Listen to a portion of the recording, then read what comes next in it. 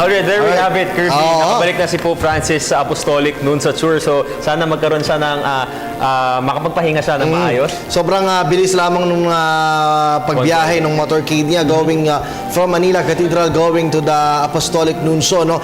Mukhang inabot lamang to sa tansya ko, mga 15 minutes lamang yung naging biyahe. Pero somehow, kahit medyo malakanakang pag-ulan, Jules, yung naranasan ng ating mga, talagang nagaanta yung ating mga kababayan, mga kawayan lamang. Itong pinakamataas na leader ng simbahan ko. And talking about the crowd sa labas ng Manila Cathedral, sobrang overwhelming, di ba? Kahit hindi nila personally makikita si Pope Francis during the Mass kasi may LED screens lang sa labas, punong-puno itong Plaza de Roma, yung sa labas mismo, dun sa may Intramuros, kung nasaan ang Manila Cathedral, punong-puno siya. What more sa Sunday, Kirby? Oo, medyo baka mas doble na yata o baka mas more mas talaga. marami, ano. Pero sa mga kanina napapag-usapan natin yung first mass, Jules, ni Pope Francis dyan sa Manila Cathedral. Ito yung isa sa pinakamakasaysayan dahil this was the first mass na simula nung dumating siya sa bansa yesterday, ay ito yung pinakauna na ginawa niya para naman ito sa mga bishop, priest at iba pang religious persons, ano, na bahagi po ng simbahang Katoliko. Nakakatuwa lamang dahil maraming mga points of yung mga points ng mga salita nitong si Pope Francis ang talagang nakakapagpagdamdamin. Dahil talagang nakakatawa yung pagbibitaw niya ng salita, lalong-lalo na nakakatawa yung concern niya lagi. Lagi sa mga mahihirap, hindi talaga nawawala yun. Kaya naman, Kirby, alam mo ba, merong isang tampok na music video na sinagawa para nga dito i-feature itong pagbisita ni Pope Francis dito sa Pilipinas. Tunghayan po natin ito. Sobrang blessed po. Dahil siya ay sugo ng Diyos dito sa atin.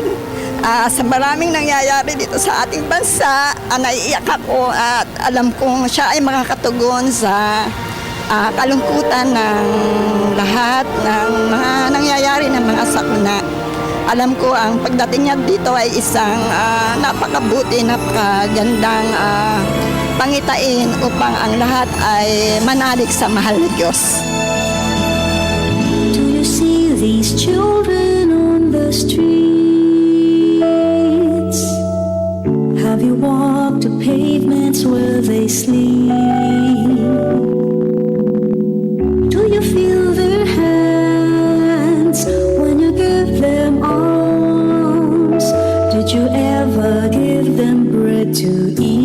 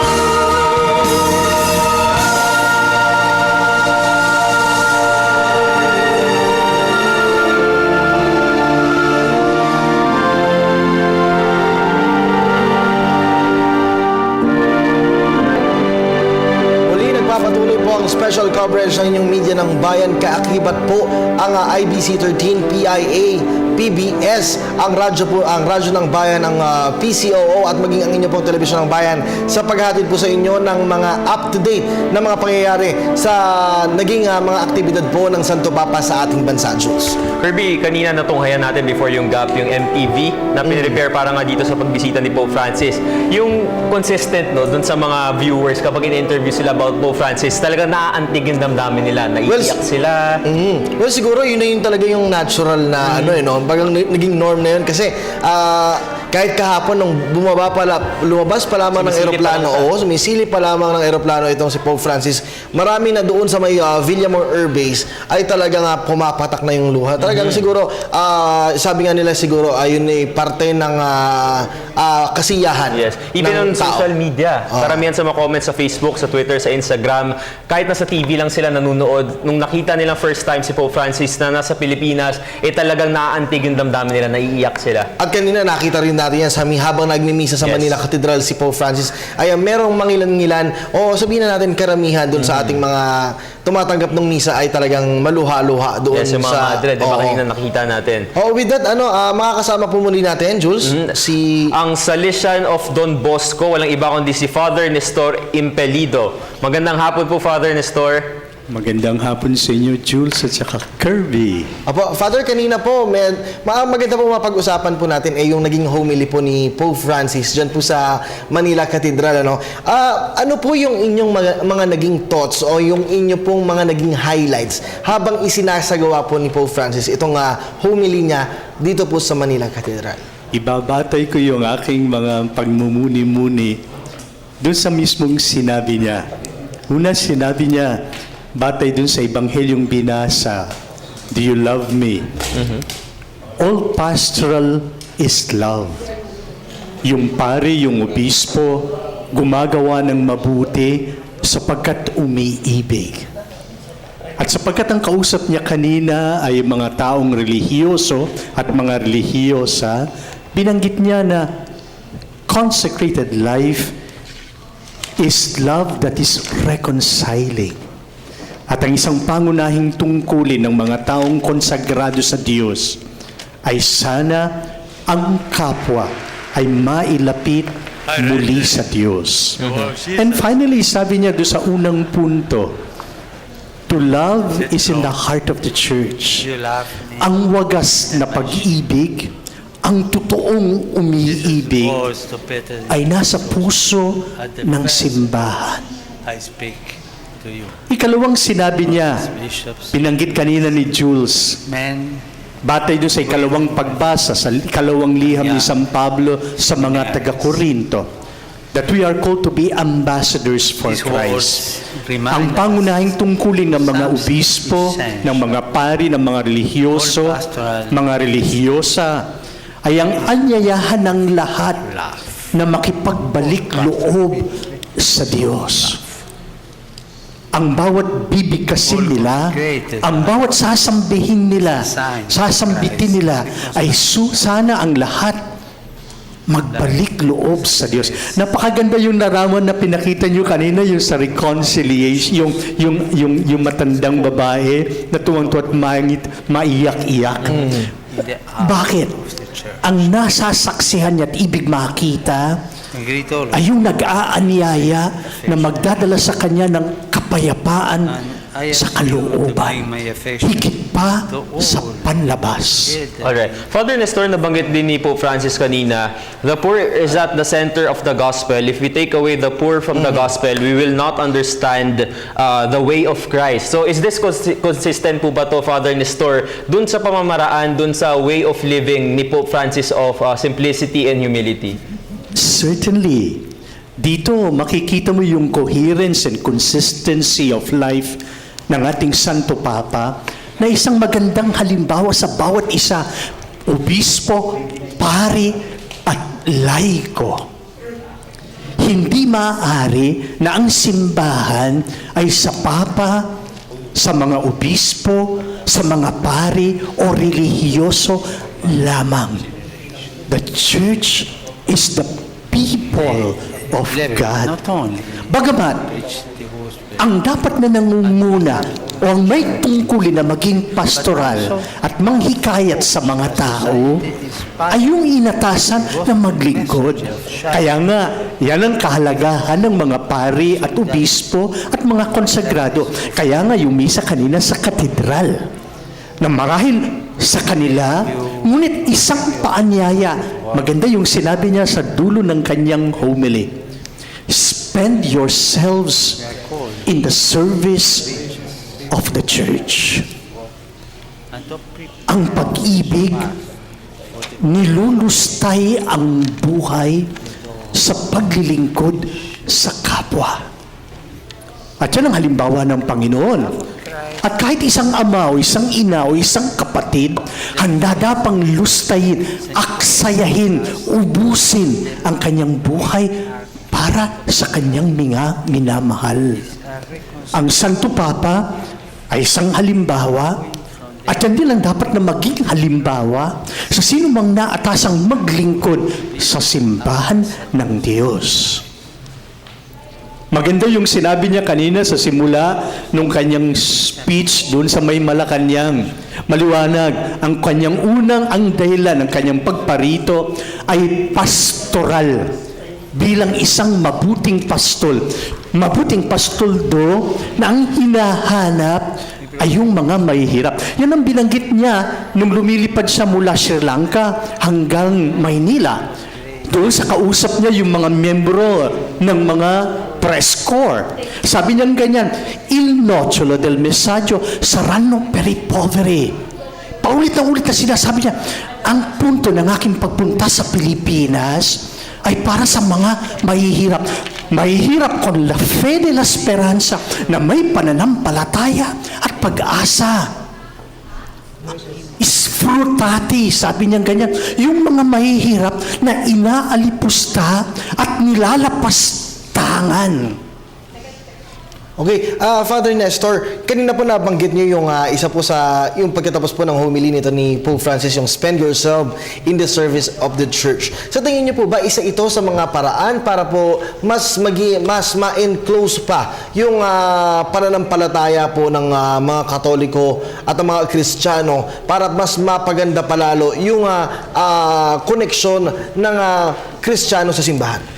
Certainly, kapag ito'y ginagawa tulad ng Santo Papa sa diwa ng pagsampalataya at pag-asa sa Diyos. Sapagkat ang obispo at pare o yung mga madre o yung mga relihiyoso ay hindi karaniwan na social workers lamang.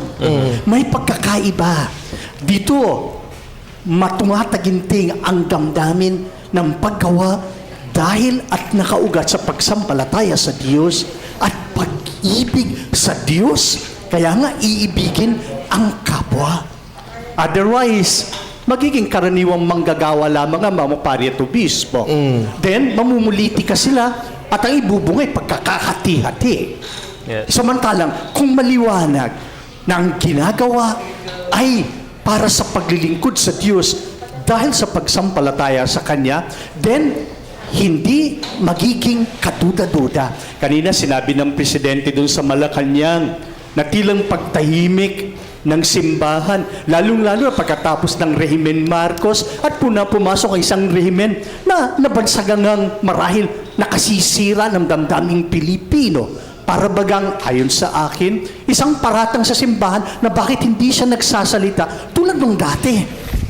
Ang katahimikan ng simbahan ay ang pagsasalita ng Diyos na kahit tahimik, tumataginting at nadadama ang pagsampalataya na puro at sincero. Alright. Okay. Father Nestor, kanina nabanggit niyo po and alam naman natin na very consistent si Pope Francis simula nung naupo siya bilang Santo Papa na ang kanyang advocacy ay nakapokus talaga sa mga mamamayang mahihirap. Kapag sinasabi po natin, Father Nestor, na mahihirap, sino po ba yung tinutukoy ni Pope Francis dito? Yung binanggit ko kanina, yung pupuntahan niya bukas sa tangdahilan, na kapag pinakinggan natin yung kayang panayam sa mga journalist kahapon, nang itinanong ng Santo Papa ay magpupunta sa may Tacloban at ang nilikha, the destruction of the environment, ay isang marahil paksa na dapat pag-ukulan niya ng pansin. At nang kanyang ipinaliwanag yung kanyang karanisan, nang siyang obispo pa sa Buenos Aires, nang siya nagpunta doon sa may Brazil, kausap yung mga obispo ng Brazil, at kung paano hindi niya maunawaan kung anong ibinubunga ng pagkakasira ng mga gubat doon sa Amazon. Yes. At doon kung saan sinabi niya na ang pagkakasira, totoo, ay likha ng tao din, na kung saan marahil sa pamimihasa sa kagandahan at produksyon, marahil pag-unlad ng iilan ang pagkakasira ng marami. Ito yung binabanggit niya na ibig niyang tunghayan. Isfrutati sapagkat pinakikinabangan ng iba, ngunit hindi naman napapakinabangan nung mas maraming dukha, yung kasaganaan na ipinagmamalaki o inilalantad ng iilan lamang. Actually, Father Nestor, magandang nabanggit niyo yung punto na yan dahil recently meron ng posisyon si Pope Francis hinggil sa climate change. Nabanggit niya nga sa isang statement niya na God forgives, always forgives. Humans sometimes forgive, pero Mother Nature never forgives. At hindi mo alam kung paano ka babalikan ng kalikasan na yung sinira. Yes. Hindi mo mahuhulaan at mabibigla ka lamang. Ayan ang mga nakikita natin sa pagdagsa ng tubig, gumuguhong mga lupa na hindi mo inaasahan dati, ngunit nangyayari. Likha ng tao na makasalanan. Father, going back to the Gospel of St. John 21 verse 15 to 17, yung nabanggit niya po na, do you love me? Sa tingin niyo po ba parte po ito nung affirmation ng pagmamahal ng Panginoon sa kanyang disipulo na kailangan ipinapaliwanag po yung mercy, reconciliation, yung renewal at yung faith po ng ating pong mga kababayan? Yan yung sinasabi kanina nung kanina dun sa may interview. Makita niya ang Papa, madama niya ang haplos o yakap ng pag-ibig ng Diyos. At tanging isang tao lamang na sincero, ganap, wagas, ang ipinakikita, ang marahil doon mo nauuligan ang Diyos. Kaya nga ang papang ito na nandito ay isang mabuting pastol. Di isang politiko o di isang karaniwang leader ng isang makapangyarihang bayan na ibig magpakitang gilas. At ang pagiging bayani ng Pilipino at pagiging isang Kristiyano, siguradong nadadama natin na tayo Pilipino at Kristiyano ay sapagkat itong namamasdan natin at nararanasan natin ay isang tao na nagmula sa Diyos. Okay, sige, Father Nestor, babalikan po natin yung ating mga napaka-mahalagang points na napag-uusapan. No? Pansamantala, Jules, dito muna tayo. Alamin naman natin yung detalye patungkol naman po sa vestment at food accommodation ni Pope Francis. Narito po ang BTR. One important consideration in the preparations of the Philippines for the papal visit is the vestment that Pope Francis will wear in his holy masses. Diseño Sagrado, a garment shop in Giginto, Bulacan, created the liturgical vestments to be used after their designs have been selected by the Vatican. The vestments will be embroidered with designs featuring sampaguita, anahaw leaves, bamboo, and Santo Niño designs that symbolize authentic Filipino character. Another important part of the preparations is the food that will be served to Pope Francis during his Philippine visit.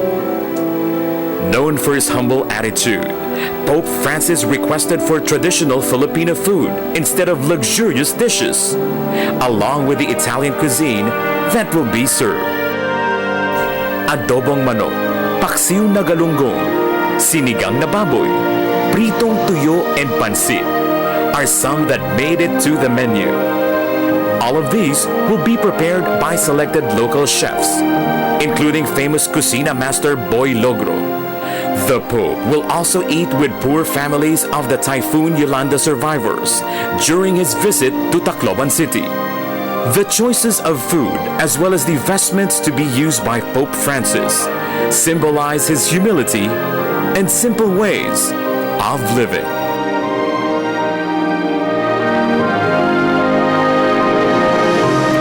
Alright, nakita natin, Jules, yung mga ihahandang mga pagkain. Mukhang mabubusog si Pope Francis Oo, dito. talagang napakasarap talaga mga pagkaing Pinoy. Yes. Andun yung sinigang, yung tuyo, nandun din. Talagang tingin ko ay talagang nakaakibat na yung kung ano man, syempre kung ano yung mga, Yes. sabi nga, food for the soul. Oo. So yung sa damit ni Pope Francis, doon nga nagpapakita na talagang simpleng-simple si Pope Francis. Ayaw niya yung mga magagara. Yung mga traditional, hindi niya talaga ginagamit pa rin yung ngayon. So, Okay. now we still have live in the studio, syempre sa pagtatapos ng ating panayam sa kanya. Kasama pa rin natin si Father Nestor Impelido. Hi, Father. Okay, Father, so as we end po our interview and towards your final message, nabanggit po ni Pope Francis kanina for the bishops and priests, and I guess this could also go to all leaders of the country, be the first to examine our conscience, to acknowledge our own sins. Ano pong mensahe niyo dito? Lagi namang personal conversion ang magdadala ng conversion ng pangkalahatan. Nagsisimulang pagbabalik loob sa bawat isa. At sa ganun, mahahawa ang lahat. Pero meron ako isang ibig idagdag dun sa sinabi mo. Nagsalita siya sa mga batang pari at seminarista. Gusto kong idagdag ito. Dalawa kayo, Kirby at saka Jules, na kapwang kabataan. Nang halos lahat ng dito na nasa paligid ko ngayon ay mga kabataan. At anong sinabi niya na maaaring sabihin din sa inyo? Sabi niya, share the joy and enthusiasm of your love for Jesus and the Church. Ang pag-ibig sa Diyos at kay Jesus ay hindi monopolyo ng mga pari at mga obispo. Ngunit ang bawat nilalang na katulad ninyo, kabataan na maaari pang matuto sa isang wagas na pag-ibig na inihalimbawa niya. Ang pag-ibig na totoo, humihingi ng tawad, umaamin ng pagkakasala, umaasa na may pagbabagong buhay at sigla sa pagsampalataya muli. Sinabi niya sa mga kabataang pari at sa inyo din, palagay ko, Jules at saka Kirby, kasama si Snow, patuloy nating sabihin na ang simbahan, tulad ng para sa mga Pilipino, ay pinanggagalingan ng pag-asa. Ang pag-ibig na nagmumula sa Diyos, hindi nakakasawa. Samantalang ang pag-ibig na iniaalok ng mundo, hindi lamang nakakasawa, nakapapansala pa at nagdadala sa pagkakasala. Ang Santo Papa ay hamon sa atin na mabuhay ayon sa ating pananampalataya sa Diyos. Alright. Alam naman natin, Father, talagang I'm sure sa mga darating pang panahon ay mas magiging deep pa yung pagmamahal natin dahil sa ginawa na to ni Pope Francis. Maraming salamat po sa oras at araw po na ibinahagi niyo po sa amin. That was Father Nestor Impelido from Don Bosco. Thank you so much, Father. Salamat sa inyo. Oh well, nabanggit ni George na all set na. Konti Yes. na lang yung mga glitches na inaayos ng pamahalaan para nga dun sa gagawing misa rin dito sa may Daniel Romualdez Airport dyan sa may Tacloban. And rain or shine, tuloy na tuloy to. Well, oo, kanina sayang di natin natanong kung kamusta ngayon yung lagi ng panahon. Pero sana naman ay mas gumanda pa yung panahon. Ano? Yes. Looking forward for that. Samantala, ngayon naman, alamin natin yung naging paghahanda po ng Pilipinas sa makabuluhang pagbisita po ni Pope Francis. Tunghayan po natin ang VTR na ito. As expected, from a nation whose majority population are Catholics, the Philippine government held a number of preparations for the arrival of Pope Francis. On November of 2014, Manila Mayor Erap Estrada announced a suspension of classes and government offices in Manila during Pope Francis' stay in the country. Since then, a number of other preparations have been announced later on. The entire national capital region was included in the long holiday prompted by the Pope's upcoming visit. That same month, a team of Vatican protocol officials arrived in the country to inspect possible sites where the Pope could say Mass. Special attention was given to Yolanda-hit areas. The following month, President Benigno S. Aquino III announced the minting of limited edition papal visit commemorative coins worth 50 and 500 pesos. 1 week before his expected arrival, the government made public a custom-made jeepney-inspired Pope Mobile, which will carry the Pope towards his destinations. Amidst all the preparations, the Catholic Bishops' Conference of the Philippines urged and reminded the faithful to prepare spiritually for the Pope's arrival. In a post on the former's website, the CBCP appealed that Catholics must be prepared to receive the Pope, the messenger of peace, love, and apostle of the poor. A short but powerful reminder of the underlying message that the papal visit carries. It also reminds us of the importance of the spirituality and humility and frivolousness of materialism, which is the example that the Pope has set since his term began.